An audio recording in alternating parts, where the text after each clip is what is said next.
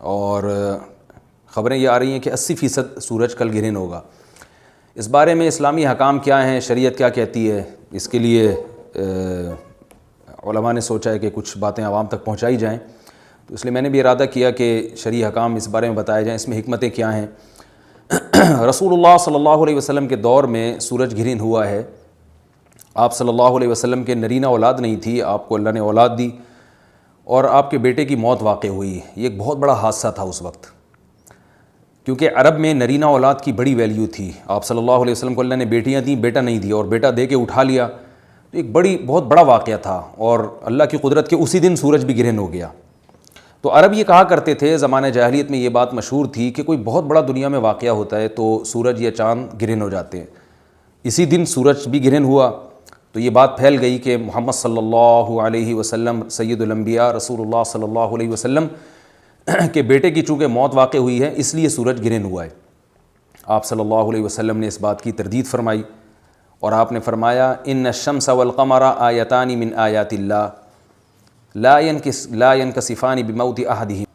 کہ سورج اور چاند اللہ کی نشانیوں میں سے ایک نشانی ہے، لا ینکسفان بموت احدہم حیاتہ، نہ تو یہ کسی کی موت کی وجہ سے گرہن ہوتے ہیں، نہ کسی کی زندگی کی وجہ سے، بل یخوف اللہ بہما عبادہ، اللہ ان کے ذریعے اپنے بندوں کو ڈراتے ہیں۔ یہ بخاری مسلم کی حدیث ہے،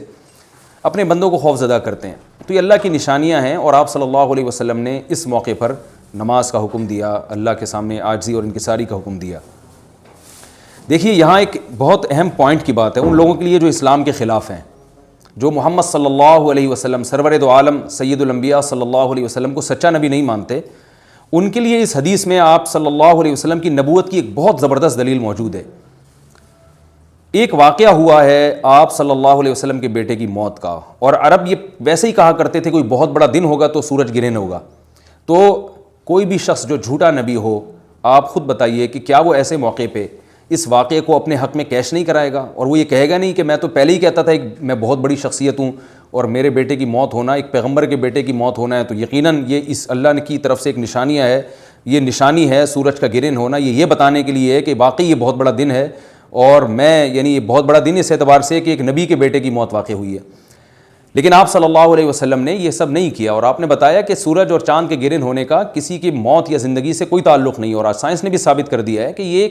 ایک سائنٹیفک حقیقت ہے کہ جب زمین اور سورج کے درمیان چاند آ جائے تو سورج گرہن ہو جاتا ہے، اور جب چاند اور سورج کے درمیان زمین آ جائے اور سورج کی روشنی چاند تک نہ پہنچ رہی ہو تو چاند گرہن ہو جاتا ہے۔ یہ ایک اس میں عبرت کی بات بھی ہے ان لوگوں کے لیے جو آپ صلی اللہ علیہ وسلم کی نبوت میں شک کرتے ہیں۔ البتہ آپ صلی اللہ علیہ وسلم نے اس موقع پر ہمیں حکم دیا کہ